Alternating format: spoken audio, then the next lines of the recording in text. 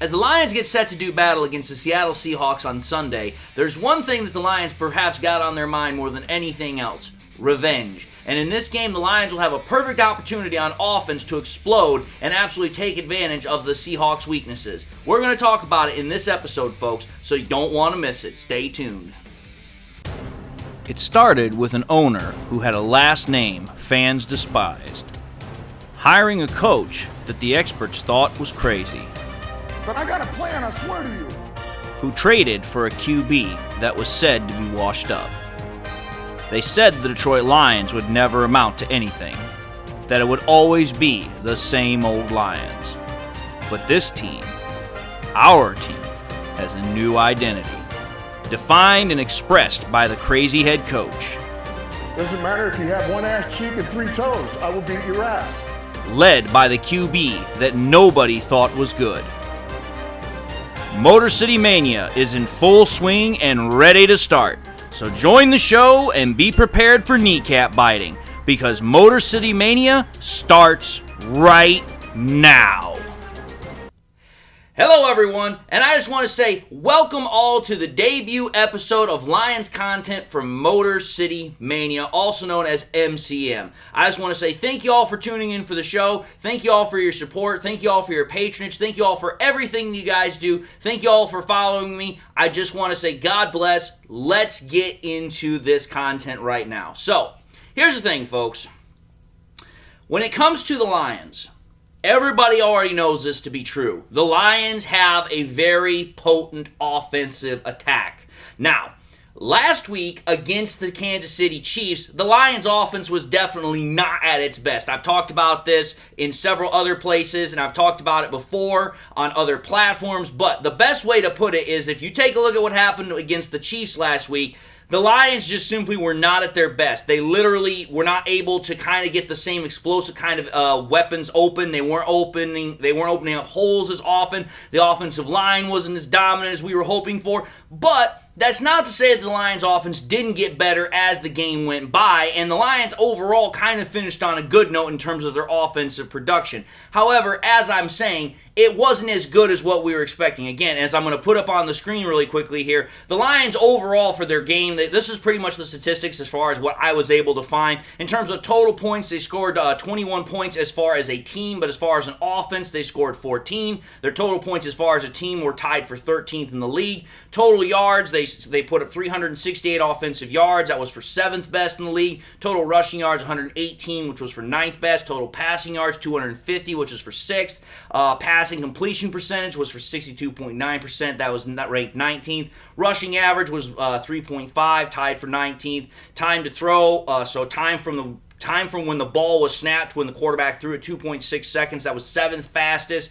Time behind the line of scrimmage for running backs, that was 2.51 seconds. That was tied for 6th fastest. And the rushing efficiency of the running backs, again, you're talking about 4.5 yards, 19th most efficient. This is out of 33 backs. So again, there were some good points from the Lions offense against the Chiefs on Thursday night last week. There were some not so good things. But I'm going to say this right now.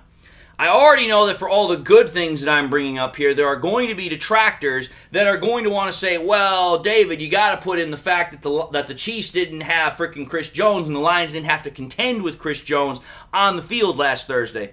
Okay, that's fine. That is a fair point. But let's also put this in perspective here.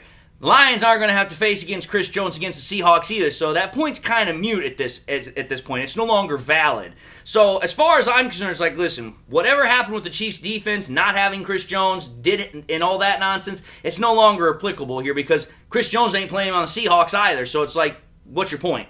But my whole point of that whole thing is this.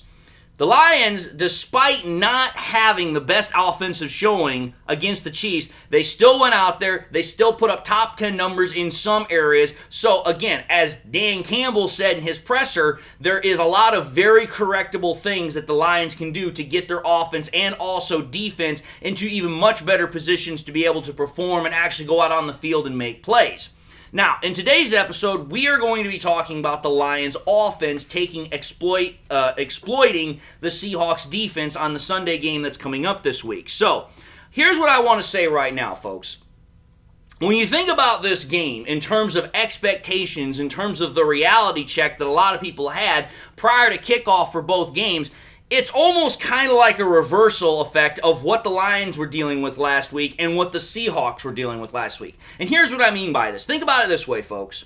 The Lions last week were on the road, so they were away. The Seahawks were home. That's now the reverse this week. Now the Lions are home and the Seahawks are on the road. So again, if there's one thing we know, playing at home usually has an advantage to your team being able to eke out a win or get a win, whatever term you'd like to use.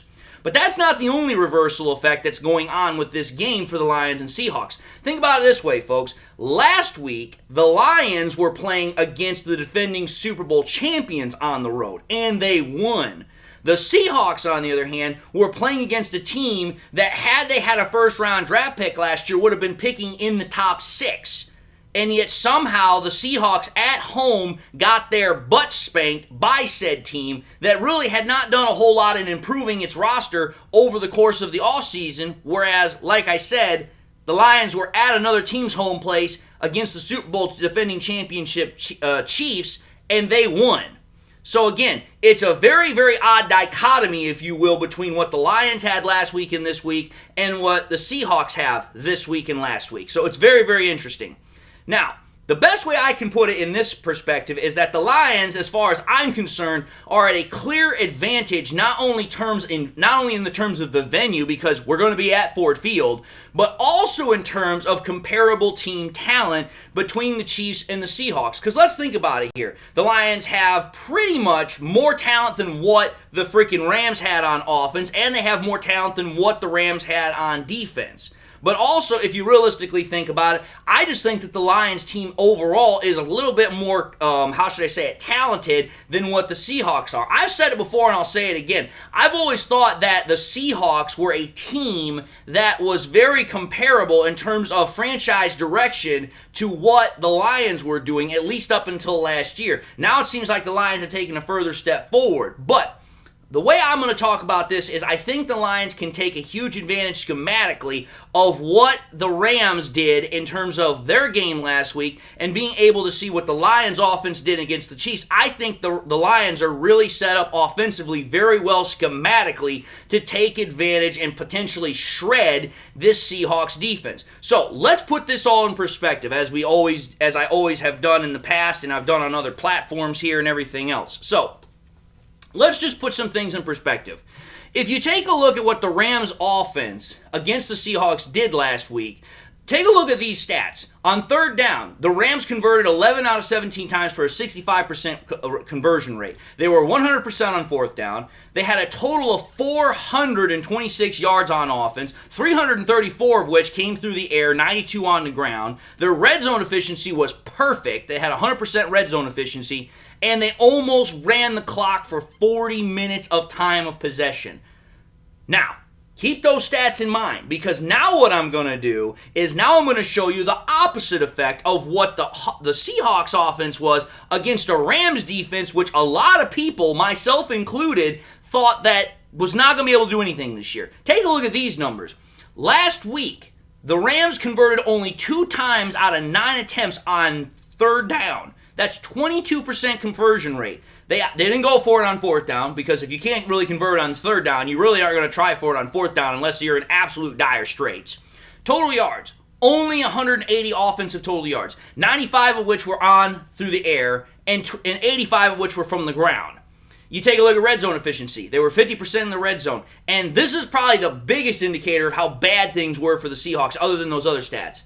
In terms of time of possession, the Seahawks offense only had the ball for 20 minutes versus the Rams having it for almost 40 minutes. So almost an entire 20-minute difference between the two offenses. Like, that's just crazy. Pretty much what it means, if you think about it realistically, is that the Rams pretty much just tired out the Seahawks defense. Again, why I'm trying to bring this out here is that the Rams offense definitely has a blueprint, so to speak, of what the Lions can do against this Seahawks defense. And again, the Lions very, very well fit into this because they did a lot of the same things in terms of what they did against the Chiefs. So, this is something that I find rather peculiar. And one little crazy stat I have before we move on to the next part of this whole thing, here's one that's going to really blow your mind. The Seahawks offense last week, in terms of all those other stats I just gave, they only generated 12 yards in the second half. That's the lowest output that the team has had since 1991. So just keeping all that in perspective here, because I'm going to bring something up here. A lot of people thought that the Seahawks were going to be something this year, and they very well might still become something this year. But the reason why a lot of people thought the Seahawks could be something was because they thought Geno Smith was going to pretty much capture that same form that he had last year and bring it into 2023. And so far, that's just not happened. But again, it is only the first week. There's no reason for any team to panic just yet, but it is kind of intriguing. Now, let's consider this. The Rams offense, having all of those stats that I just brought up, didn't have Cooper Kupp. He's on IR, so he's out for the first 4 weeks of the season because of a hamstring injury. The Rams' offensive stars were Tutu Atwater, or Altwater, whatever you want to call him, and a UDFA that Stafford used, a UDFA wide receiver that Stafford used to torch the Seahawks secondary by the name of, if I recall correctly, it's Puka Nakua. I'm wishing I pronounced that correctly. But again, the kid had 10 receptions for 119 yards. Just absolutely exploded onto the scene as an undrafted free agent rookie that made the team. So that's something else to behold. Like, you're dealing with a 5'9" wide receiver in Atwell, and you're dealing with an undrafted free agent rookie who both torched the Seahawks defensive secondary for a combined almost 240 yards. Like, that's just absolutely crazy. And then if you think about it this way, the Seahawks offense had the advantage of being at home in that game, and they had way more weapons. I mean, you take a look at that Seahawks offense, they've got a lot of weapons. They've got Lockett, they've got Smith-Jigba, they've got Metcalf, they've got K9, or also known as Kenneth Walker, they've got Zach Charbonnet. All of those guys are very, very good weapons, even if two of them are rookies. So it's like, that is something to bear in mind. But also, to be fair, the Seahawks offense was missing both of its starting tackles at points in that game because they both went out with injuries. So that is something to be at least fairly minded of. But my whole point is this. The Seahawks were expected to win. They should have won. Even if they didn't have their tackles, that is no excuse. There are teams that lose tackles, they lose their starting quarterback, they lose a whole bunch of stuff during games. You still find ways to win. And the fact that the Seahawks went out and got spanked is just absolutely ridiculous. So when you consider all of this stuff that I've now put into perspective, how can the Lions exploit the Seahawks' weaknesses on defense? Well, we're going to put all this together in conjunction with stats, logic, and also film study. So I do apologize that things have taken a little bit of time to kind of build up to this point. But again, if I didn't give you any context here, you wouldn't know what the thunder I was talking about here. So let's get right into the freaking film part of this, now that I've explained everything. Let's take a look at this first film. This comes courtesy of All 22, which, again, I'm so thankful that I have access to this right now. This is something that I'm really, really thankful for. But let's take a look at this film clip really quickly.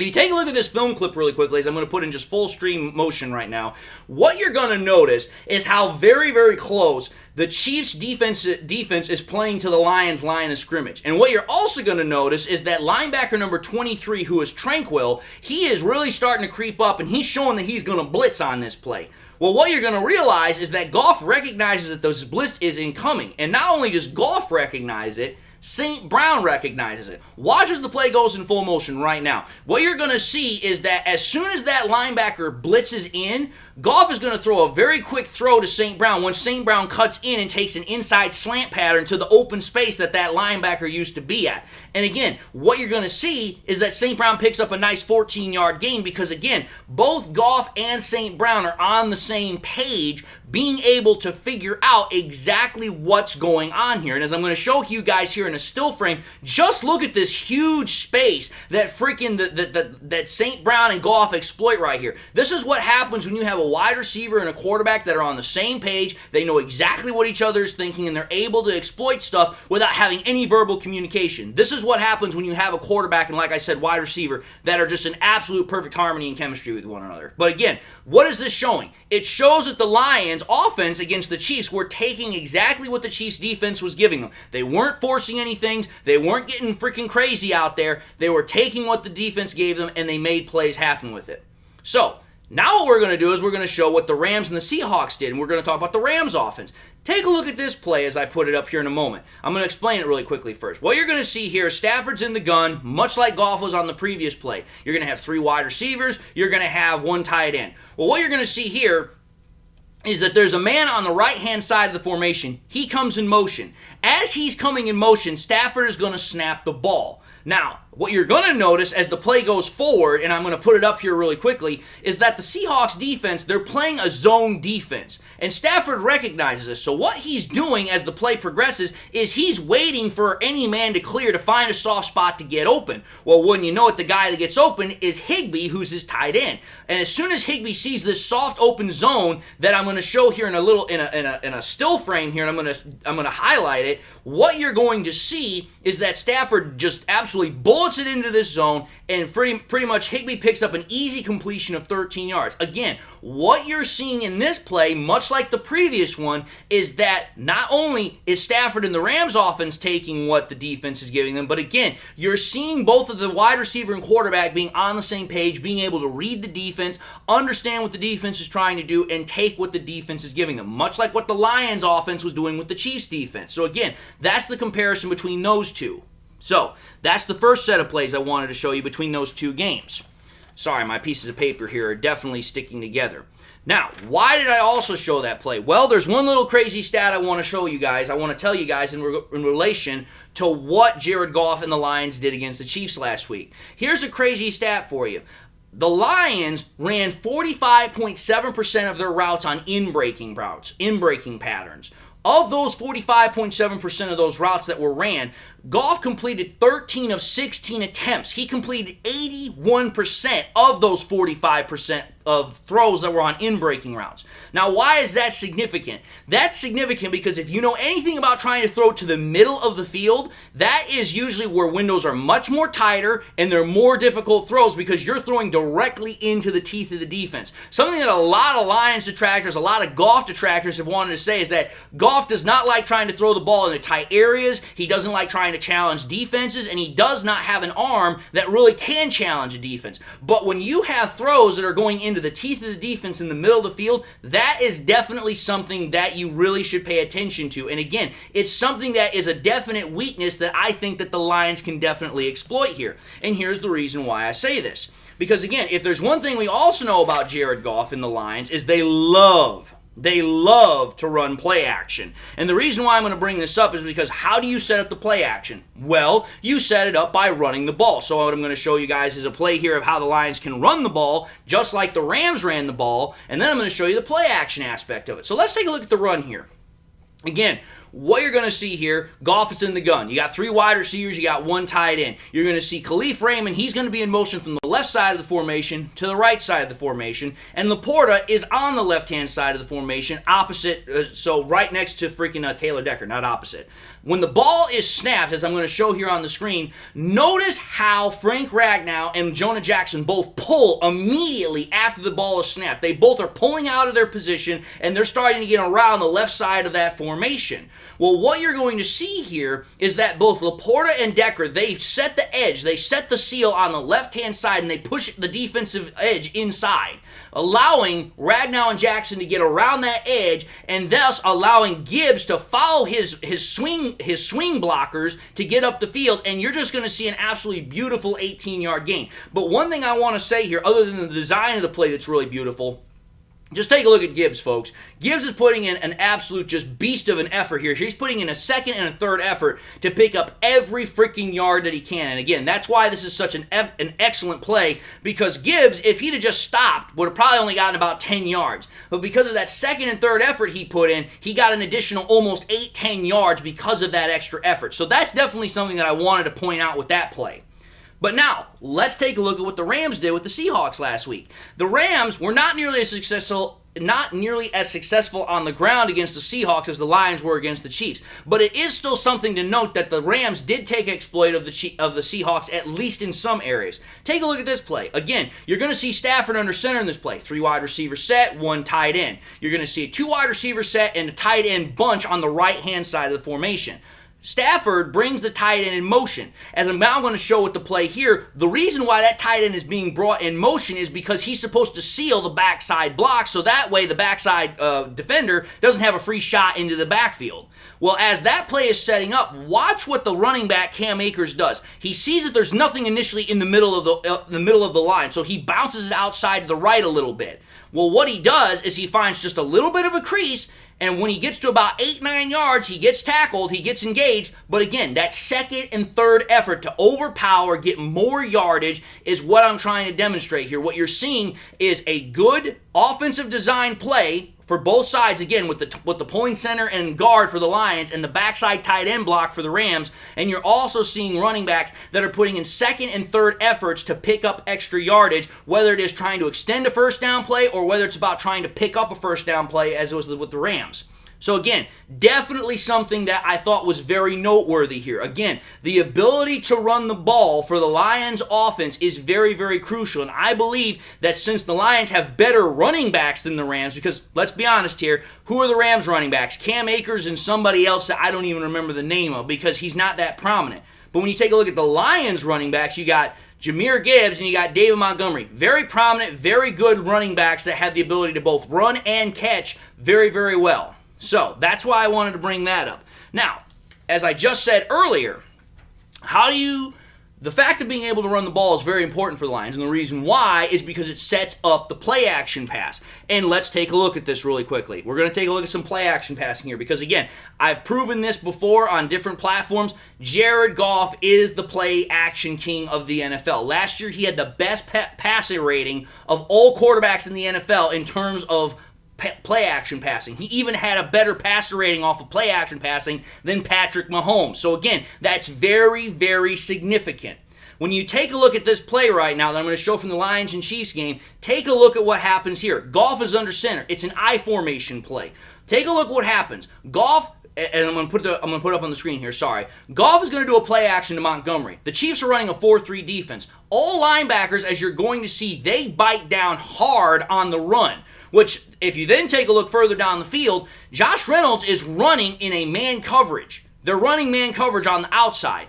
Goff is at this point just waiting for Reynolds to make his move. But notice what happens here. About a full half a second before Reynolds starts turning it back around, because it's a curl pattern to the inside, almost a half a second before Reynolds starts turning around, Goff has already started his throwing motion. So literally what's happening here is Goff is anticipating the route. He's anticipating where Reynolds is going to stop and throw this ball, which is perfect. Because what you're again seeing here is the great chemistry, great timing, great anticipation that Goff has with Josh Reynolds, but not just Josh Reynolds, but all of his wide receivers in general. And again, this play was a big play for the Lions. The Lions took this play for 33 yards, and this was ultimately the biggest play of that final drive, which allowed the Lions to score the last touchdown of the game that ultimately allowed them to win the game and get the fourth quarter comeback.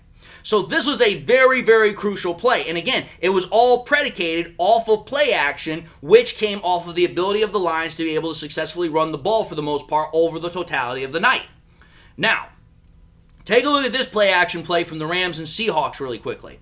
When you take a look at this particular play, you're going to see Matthew Stafford is in the gun. It's a 3 wide receiver set, 1 tight end. Stafford, what you're going to see here is that what he's going to do is he's going to bring Tutu Atwell in motion. And he's going to come from the right-hand side of the formation to the left-hand side of the formation. Now, as the play rolls through, what you're going to see is that as soon as the ball is snapped, Atwell is running a big dig route. Pretty much what it is like a 20-yard route down the field is a massive in route. That's what a dig route is almost. Well, what you see here is the Seattle Seahawks are running a zone defense. And what Stafford is seeing is there's a huge, and I'm gonna highlight this in a still frame, there is a huge soft zone in the middle deep of the field. Like there is like this big old spot like about 10 yards wide, and Stafford knows that that's where Atwell is going to pop in. And again, understand something here. Atwell's only 5'9". Like this guy's not that tall.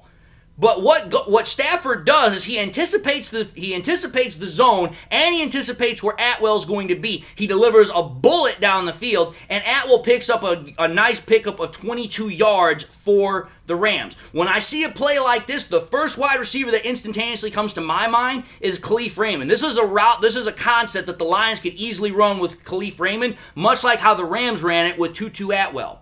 But my whole point is this. After taking a look at all these plays, after taking a look at the stats, after taking a look at the logic, my point of the matter is this. I truly believe that the Lions can take the exact same concepts that the Rams did against the Seahawks in their Week 1 victory and apply it to this Week 2 game that they've got coming up at Ford Field. And understand something here. The Lions are coming into this. They're going to be loud, they are going to be ferocious, and they're going to be looking for revenge. Again, let's remember something here. Last year, the Lions lost at home field against the Seahawks 48-45. That was an absolute shootout of a game that the Lions should have won. The only reason that we didn't is because our defense couldn't stop a nosebleed in church. But now, this defense that just went up against Patrick Mahomes, holding the Chiefs offense to 20 points, they should be able to be much better prepared. I'm not saying perfect, but much better prepared against a Seattle Seahawks offense that's got Geno Smith for a quarterback. And again, I'm not trying to make that sound super despairing, but it's like, listen, I'm sorry. Geno Smith is no Patrick Mahomes, folks.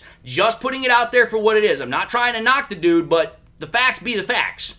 So that's my reasoning. That's my basis. Hopefully you guys will find this episode and the debut episode of Motor City Mania to be very entertaining, be very fun. Hopefully we can continue to do this for as long as possible. And with that being said, folks, I just want to say thank you all for tuning in for the very first episode, the very first Lions content episode of Motor City Mania, also known as MCM. I just want to say thank you all for tuning in for the show, and I also want to say this. If you like the content that you saw, I want to encourage you all very, very much to do one of these three things. Like, comment, or subscribe to this channel, please. We just started this new channel. Let's get everything rocking and rolling as fast and as quickly as possible. I encourage y'all to share this content with your Lions friends and family members. Share it anywhere and everywhere that you can so that way we can help the spread of the channel as fast as possible. I also encourage y'all, please, to just continue to come back to this channel, continue to be a supporter, continue to be a subscriber, and share this content everywhere that you can. Watch as much of it as you can. It helps out my channel very much. And with that being said, folks, I just want to say, once again, thank you all for tuning into the show. God bless. And until the next time we meet, I'll see you all in the very next episode.